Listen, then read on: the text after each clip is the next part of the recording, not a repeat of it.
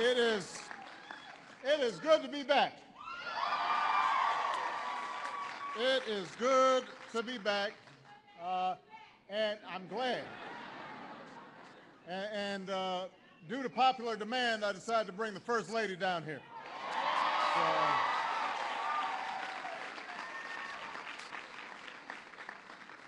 we have just an extraordinary number of dedicated public servants who are here.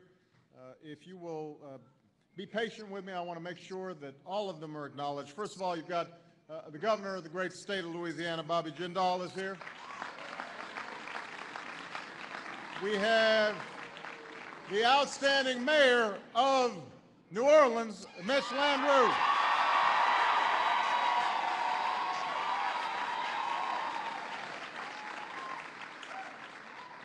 We have the better looking and younger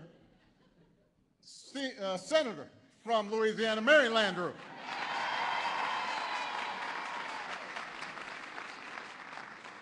I believe that Senator David Vitter is here. David, right here. We have, hold on a second now. We've got Congressman Joe Gow is here. Congressman Charlie Mélenchon is here. Congressman Steve Scalise is here. Secretary of Housing and Urban Development, who has been working tirelessly down here in Louisiana, Sean Donovan. We got our EPA Administrator, Lisa Jackson here, homegirl. Administrator of FEMA, Craig Fugate, is here.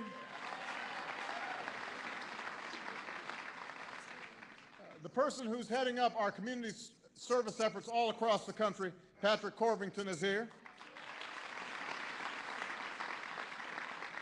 Louisiana's own Regina Benjamin, the Surgeon General. A Xavier grad, I might add.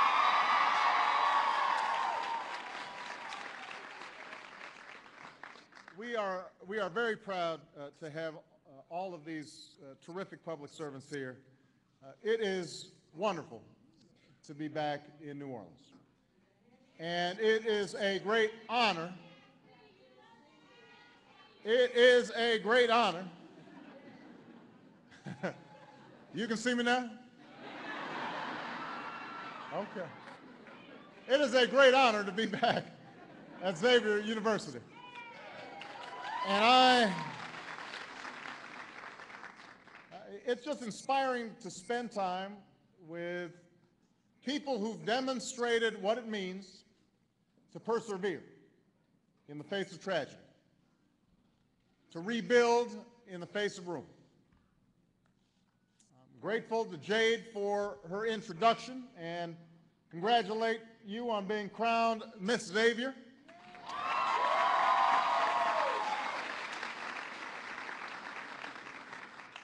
I hope everybody heard during the introduction, she was a junior at Ben Franklin High School 5 years ago when the storm came. And after Katrina, Ben Franklin High was terribly damaged by wind and water. Millions of dollars were needed to rebuild the school. Many feared it would take years to reopen, if it could be reopened at all. But something remarkable happened. Parents, teachers, students, volunteers, they all got to work making repairs. And donations came in from across New Orleans and around the world. And soon those silent and darkened corridors were bright, and they were filled with the sounds of young men and women, including Jade, who were going back to class. And then Jade committed to Xavier, a university that likewise refused to succumb to despair. So Jade, like so many students here at this university, embody hope. That sense of hope in difficult times. That's what I came to talk about today. It's been 5 years since Katrina ravaged the Gulf Coast. There's no need to dwell on what you experienced and what the world witnessed. We all remember it keenly.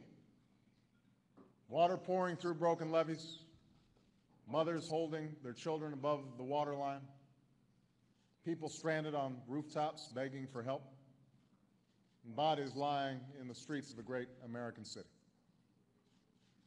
It was a natural disaster, but also a man-made catastrophe. A shameful breakdown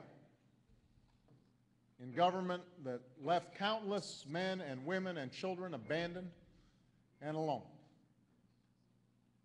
And shortly after the storm, I came down to Houston to spend time with some of the folks who had taken shelter there. And I'll never forget what one woman told me. She said, "We had nothing before the hurricane, and now we've got less than nothing." In the years that followed, New Orleans could have remained a symbol of destruction and decay, of a storm that came and the inadequate response that followed. It was not hard to imagine a day when we'd tell our children that a once vibrant and wonderful city had been laid low by indifference and neglect. But that's not what happened. It's not what happened at Ben Franklin. It's not what happened here at Xavier. It's not what happened across New Orleans and across the Gulf Coast. Instead, this city has become a symbol of resilience and of community and of the fundamental responsibility that we have to one another. And we see that here at Xavier. Less than a month after the storm struck, amidst debris and flood-damaged buildings, President Francis promised that this university would reopen in a matter of months. Some said he was crazy. Some said it couldn't happen.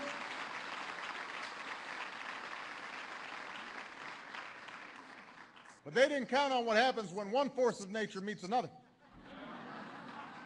And by January, 4 months later, class was in session.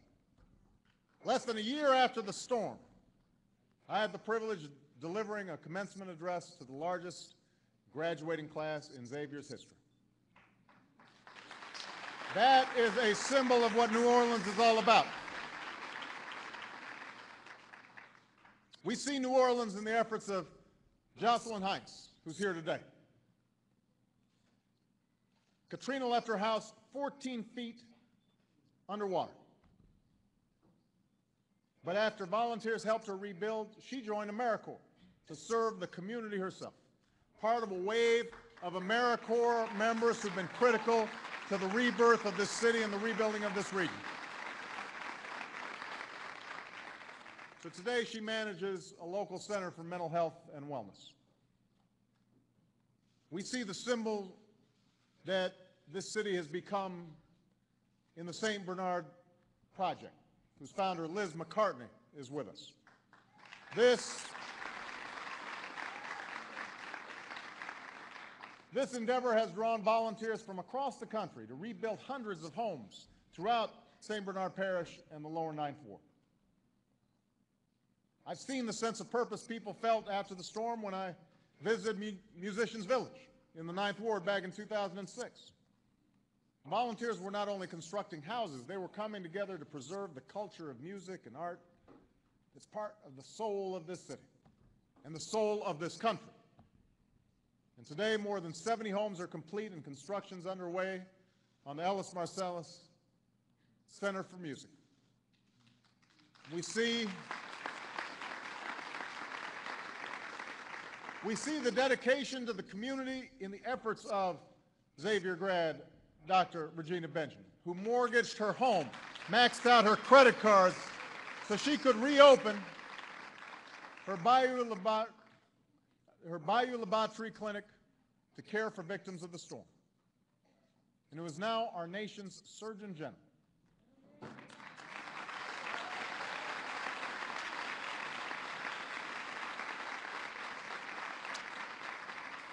We see resilience and hope exemplified by students at Carver High School, who have helped to raise more than $1 million to build a new community track and football field, their field of dreams for the 9th Ward.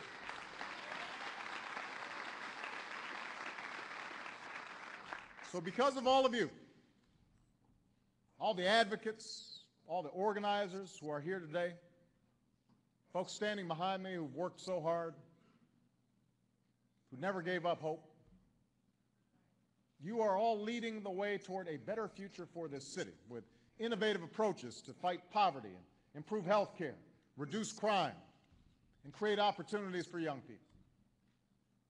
Because of you, New Orleans is coming back. And I just came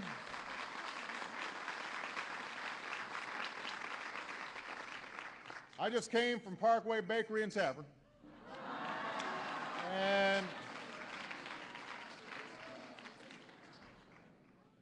5 years ago, the storm nearly destroyed that neighborhood institution. I saw the pictures.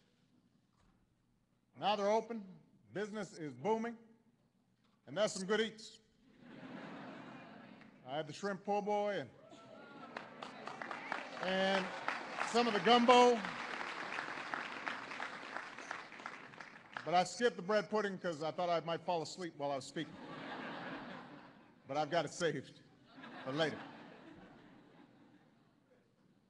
5 years ago, many questioned whether people could ever return to this city. Today, New Orleans is one of the fastest growing cities in America, with a big new surge in small businesses. 5 years ago, the Saints had to play every game on the road because of the damage to the Superdome. 2 weeks ago, we welcomed the Saints to the White House as Super Bowl champions.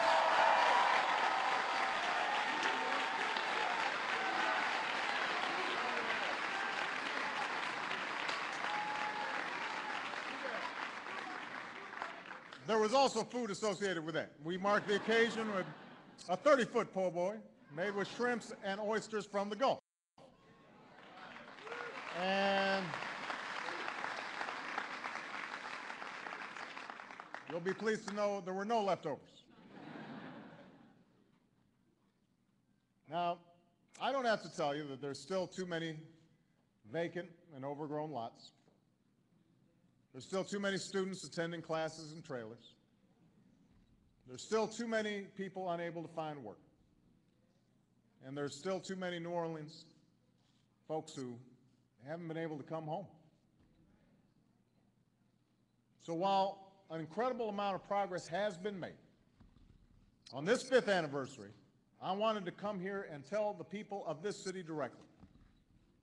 My administration is going to stand with you and fight alongside you until the job is done, until New Orleans is all the way back, all the way.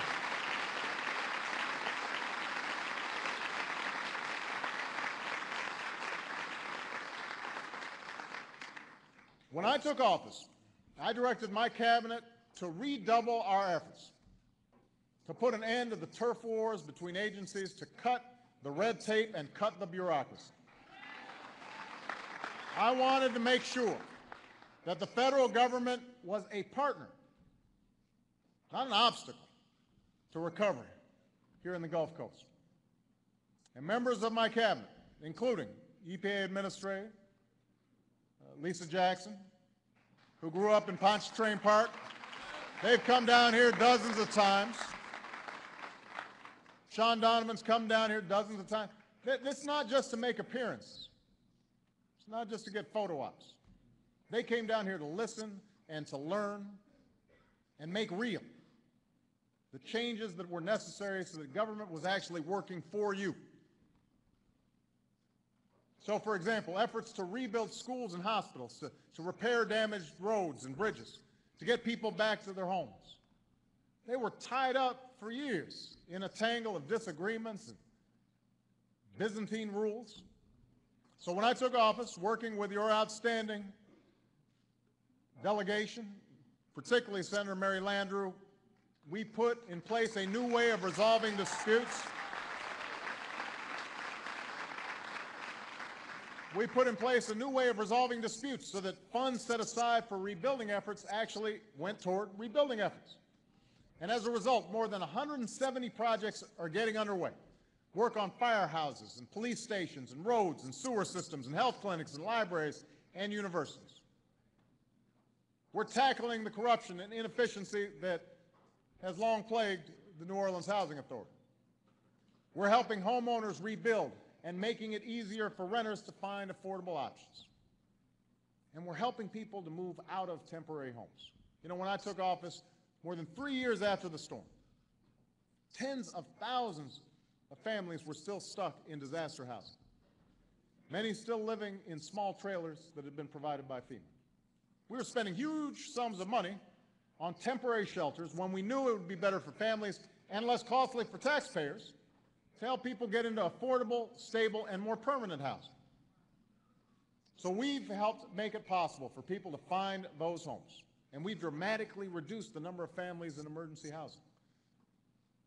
On the health care front, as a candidate for president, I pledged to make sure we were helping New Orleans recruit doctors and nurses and rebuild medical facilities, including a new veterans hospital. Well, we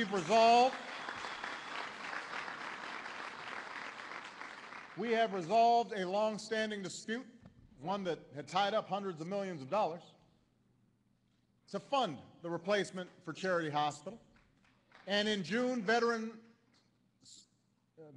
Secretary Rick Shinseki came to New Orleans for the groundbreaking of that new VA hospital. In education, we've made strides as well. As you know, schools in New Orleans were falling behind long before Katrina. But in the years since the storm, a lot of public schools opened themselves up to innovation and to reform. And as a result, we're actually seeing rising achievement. And New Orleans is becoming a model of innovation for the nation. This is yet another sign that you're not just rebuilding, you're rebuilding stronger than before. Just this Friday, my administration announced a final agreement on $1.8 billion for Orleans Parish schools.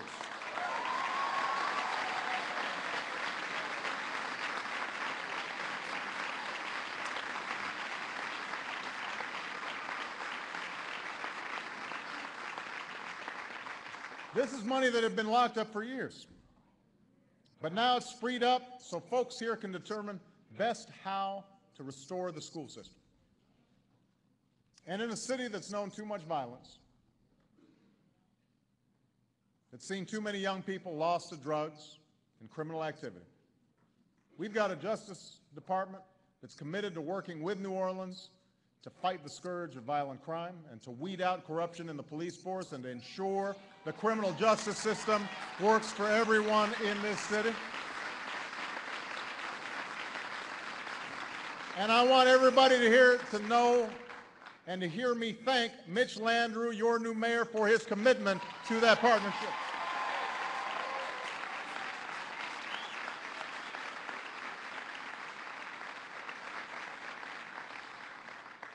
Now, even as we continue our recovery efforts, we're also focusing on preparing for future threats so that there's never another disaster like Katrina.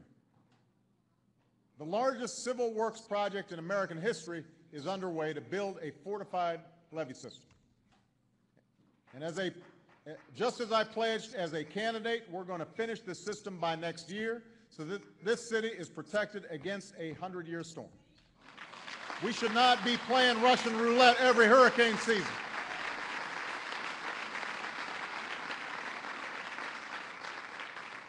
And we're also working to restore protected wetlands and natural barriers that were not only damaged by Katrina,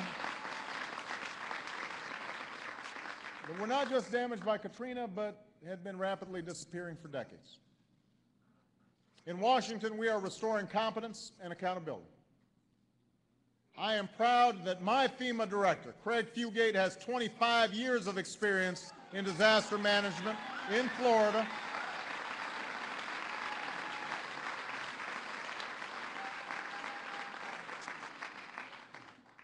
Came from Florida, a state that has known its share of hurricanes.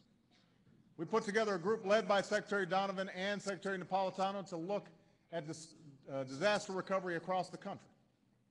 We're improving coordination on the ground and modernizing emergency communications, helping families plan for a crisis. And we're putting in place reforms so that never again in America is somebody left behind in a disaster because they're living with a disability, or because they're elderly, or because they're infirm. That will not happen again.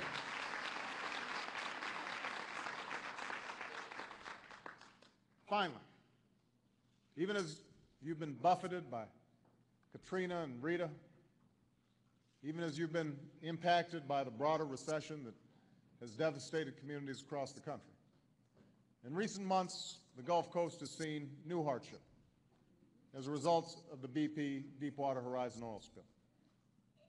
And just as we've sought to ensure that we're doing what it takes to recover from Katrina, my administration has worked hard to match our efforts on the spill to what you need on the ground. And we've been in close consultation with your governor, your mayors, your parish presidents, your local government officials.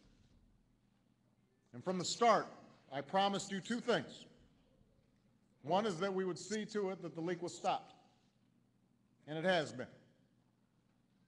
The second promise I made was that we would stick with our efforts and stay on BP until the damage to the Gulf and to the lives of the people in this region was reversed. And this, too, is a promise that we will keep. We are not going to forget. We're going to stay on it until this area is fully recovered.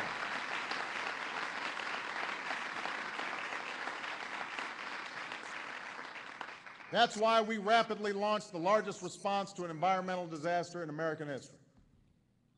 47,000 people on the ground, 5,700 vessels on the water to contain and clean up the oil. When BP was not moving fast enough on claims, we told BP to set aside $20 billion in a fund managed by an independent third party to help all those whose lives have been turned upside down by the spill. And we will continue to rely on sound science, carefully monitoring waters and coastlines as well as the health of the people along the Gulf to deal with any long-term effects of the oil spill. We are going to stand with you until the oil is cleaned up, until the environment is restored, until polluters are held accountable, until communities are made whole, and until this region is all the way back on its feet.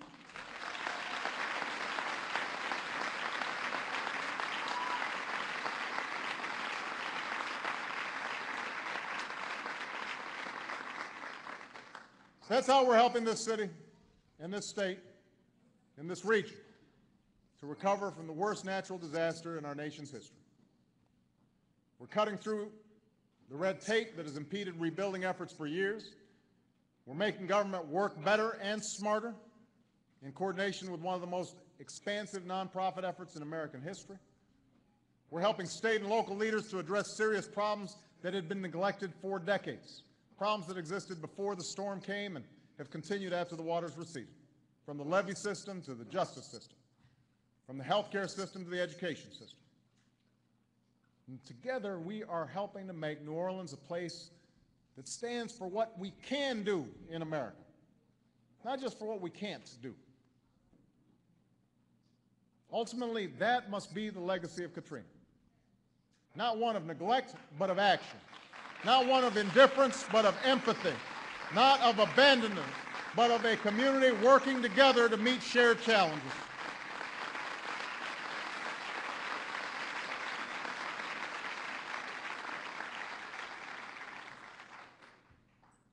The truth is, there are some wounds that have not yet healed. And there's some losses that can't be repaid.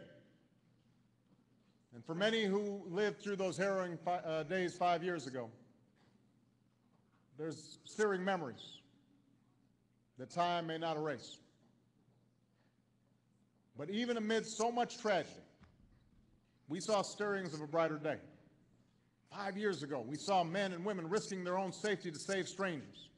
We saw nurses staying behind to care for the sick and the injured. We saw families coming home to clean up and rebuild, not just their own homes, but their neighbors' homes as well.